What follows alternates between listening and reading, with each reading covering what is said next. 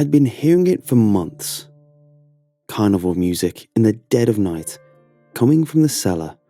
Beyond the door I had 3 deadbolts installed onto after the first night I heard it. It started just days after I had moved in. I heard creaks, a groan here and there, but the noises would stop as soon as they began. But things progressed. It got worse once the music began. I started getting phone calls from an unknown number in the middle of the night. 3:33 a.m. on the dot, like clockwork. It must have been a music box from its soft, unsettling tune. It would play for a while. Then there would be a woman's voice. She sounded erotic, persuading. She would whisper the same 2 words, beckoning me to, quote, "Come downstairs." And then I'd hear a click. Eventually, I stopped answering. I'm not sure why I did answer for so long. I would lie in bed, eyes awake in fear of closing them, because every time I did close my eyes, I would picture the cellar. Carnival games lined along the wall, illuminated in a deep red hue, fog machines whirling. I'd hear the calliope playing wildly, while happy screams of children would be heard in the distance. I didn't want to go down there. I didn't want to do it. I battled with the idea of just leaving, running away and staying in some cheap motel. Work suffered from the lack of sleep, and work was important despite the small hourly wage. My mortgage depended on it. Eventually, I decided I'd silence my phone before bed, put it out of my mind. It worked. For a while. I'd sleep through the night and wake up to a missed call and a voicemail from that woman. "Talk to me, Stephen. I'll be downstairs. Come see me. See us." Sometimes the line would remain for a while, and I'd hear the faint sound of that music box under the static. There would be laughter that would echo and distort into demonic, metallic noises. One night, the voicemail was different. It was a man, and he spoke with a malevolent tone, loud and sharp, layered. "We're in the cellar, Stephen. We've been patient.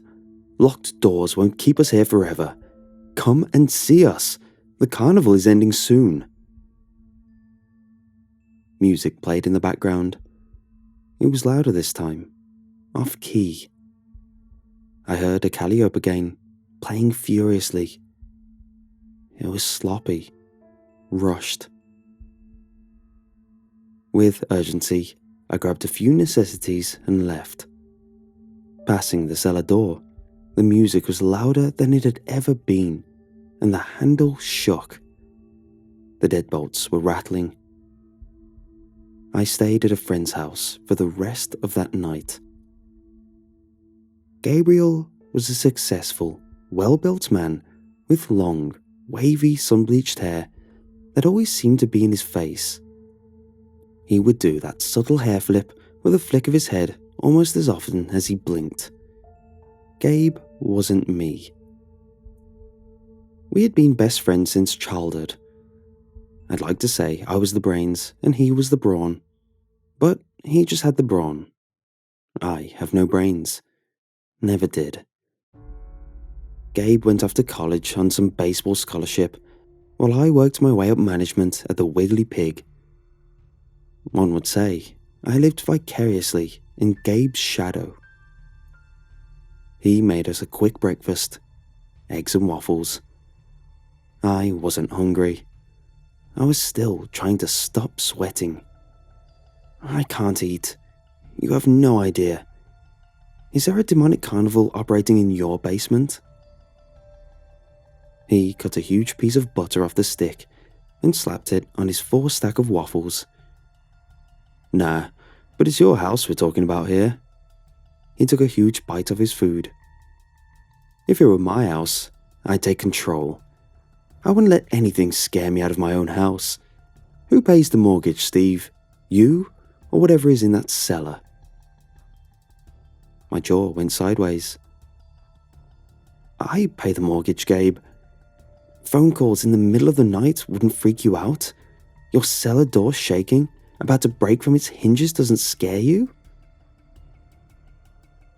He took a huge forkful of his waffles and stuffed it into his mouth. Of course it would, but I'm not running. Look, all I'm saying is you need to confront whatever it is. Tell it you aren't afraid, that it isn't going to make you leave. Once it knows that you aren't going anywhere, it'll bugger off, or at least quiet down. I let out a long exhale. I'd been holding my breath and didn't realize. I didn't like the idea at all. In fact, I hated it. But what was I going to do? Trust me, I wish it were that easy, but I couldn't afford to make that decision. The house was mine, at least for a long while. Maybe you should pour me some of that coffee, black. Just go down there, dude. Go down during the day, Gabe said, getting up from his seat to grab the coffee pot. I don't hear anything during the day. Most of it happens at night. He would say to go down in the daytime. Yeah, but at least you'll have the balls then to go down there. You'd be able to speak your mind. Why don't you come with me? Spend the night instead. Hear it for yourself, I asked him. But I already knew the answer. Gabe needed to keep up his appearance. He couldn't be seen looking like a coward. You know I would, man. He scrunted his face and shook his head. But we don't need to be having sleepovers like women over a ghost. Right. Because that would destroy your sense of pride. It would scare the hell out of you. It's what I wanted to say. I'm free today for a bit, but I got a date later. Remember Marie from the bar a few weeks ago? Gabe smirked and nudged my shoulder. I did remember Marie. I thought she was gorgeous. I told him that. He told me to talk to her, so I did. I brought her back over to our table and I went to buy her a drink. I came back to find them laughing. I took a cab home alone that night. I'll come over for an hour or so and we'll sort it out. Gabe placed a hot cup of coffee under my nose at the kitchen table. It smelled good. We headed back to my house that afternoon. Gabe brought his wooden bat. Yeah. The cellar door was old. The wood felt nice and heavy. I was confident in the locks, but that last voicemail had me worried. I put my hand on the first deadbolt and unlocked it slow. That's one, Gabe said. What? I was stalling. You got 2 more, dude. Unlock 'em. Let's go. Gabe was tapping his bat into his open palm. I lowered my hand to the second lock and turned it slowly until the deadbolt pulled back. 1 more to go. I couldn't do it. I stood there, waiting until I was ready. But I just couldn't do it. Steve, what the hell, man? This is why you don't get laid, Gabe said, pushing me aside. He grabbed the knob of the last deadbolt and unlocked it. He pulled the door open. It was dark as I looked down the stairs, even with the daylight coming through the windows. Gabe threw his bat over his shoulder and headed down. I reluctantly followed. Where's the light? He was feeling the walls, searching for a switch. "It's actually a pull string at the bottom of the stairs," I said. We carefully made our way to the bottom. I found the string and pulled. A small, uncapped bulb gave off just enough light. The cellar was small and bare, aside from a boiler and a few random boxes. I realized I hadn't gone down there much at all, just to leave the boxes. It still looked foreign to me. Gabe laughed. He almost sounded relieved. "Steve, man, you sure about all this stuff you were telling me about? You think I'm losing it?" "No, it's just... there's nothing down here," he shrugged. "I don't hear anything." "Well, you're the one who said to come down here in the middle of the day. Not sure what you expected, big guy." I was annoyed. It wasn't nonsense. I opened some of the boxes. There were odds and ends inside. A few knitted blankets, some obscure ingredients, trinkets, jars. One of the jars contained dark dirt and moss. There were crumpled up white flowers with little red blotchy stains. It was innocent enough, if you didn't know any better. "Well, whatever you are, leave my friend the hell alone. He isn't going anywhere. This is his house, not yours. Find some other poor schmuck to torment." He sounded cocky in a roundabout way. It was like he knew what the outcome would be. There goes brave Gabe, walking into fire to save the day. I'm sure it'll be fine. Just gotta let it know you aren't scared, like I said. We came down, showed our faces. We took away its power. I'm headed home to get ready for later. You relax, okay? I turned over the flap of the last cardboard box. An old music box was inside, along with a few scrolls wrapped in twine. The music box looked broken and covered in dirt. I looked back up at Gabe, checking the time on his phone. "Yeah, well, I'm glad you showed it your face. You know, what were you going to do with a bat anyway? Beat a ghost to death?" I couldn't help myself. Gabe had a way of making me cringe with his knight in shining armor bit. It was ridiculous. He didn't get it. He didn't want to get it. He just needed to say he was the hero again. Screw you, Steve. Get some rest, You look tired. I woke up in my bed to my phone buzzing on my nightstand. 3:33 a.m. "Hello?" "Come downstairs," the voice whispered. Laughter and static filled the line. "The carnival is ending soon, and you forgot to lock the door." I quickly jumped out of bed and ran down the stairs. A dim red light illuminated the hallway. The cellar was at the end. The door must have been open.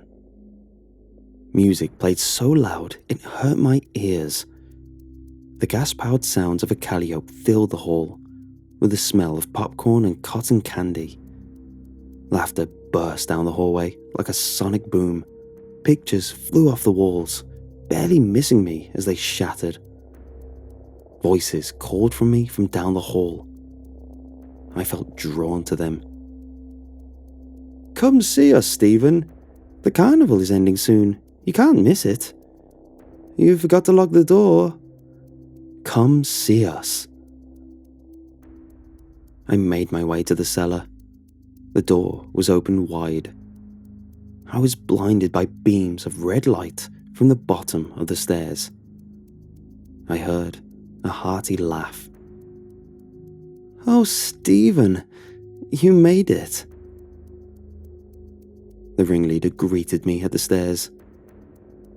He wore pinstripes. He held a cane with a crystal skull for a handle. His hat was tall and white, but dirty. He guided me over to a ticket booth against the stairs.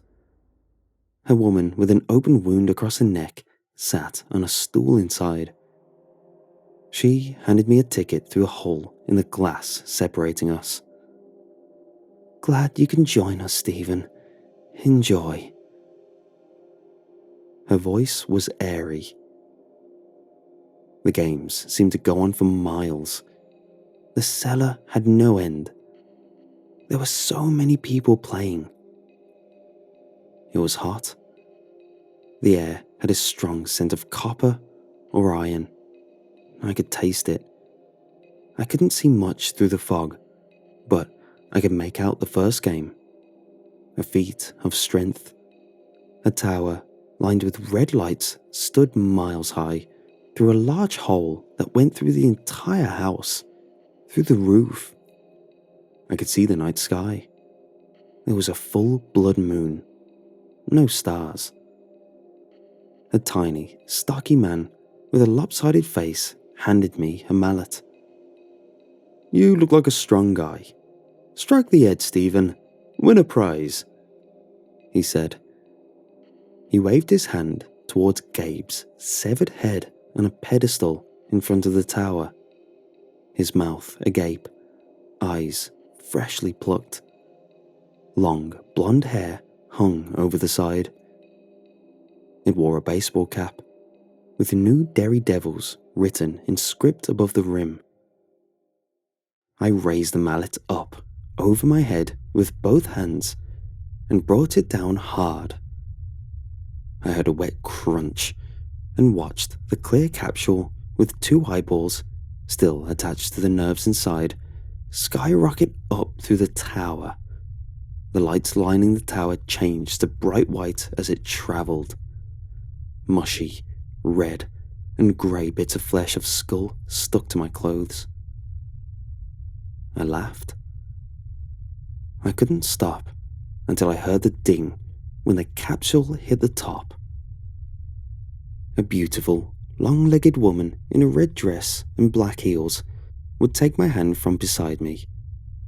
Her hair was straight, crimson red. She had pale skin with dark eyes. We stood in the cellar, enjoying the music and the lights. I stared at the tapestry of skin stretched out on thick nails along the wall. "You came," she said, with a soft whisper into my ear. I dropped the mallet. I pulled off a piece of Gabe's grey matter from the side of my chest. I held it up close to my face and rubbed it between my fingers. It felt gelatinous. My chest was heaving. "I did,"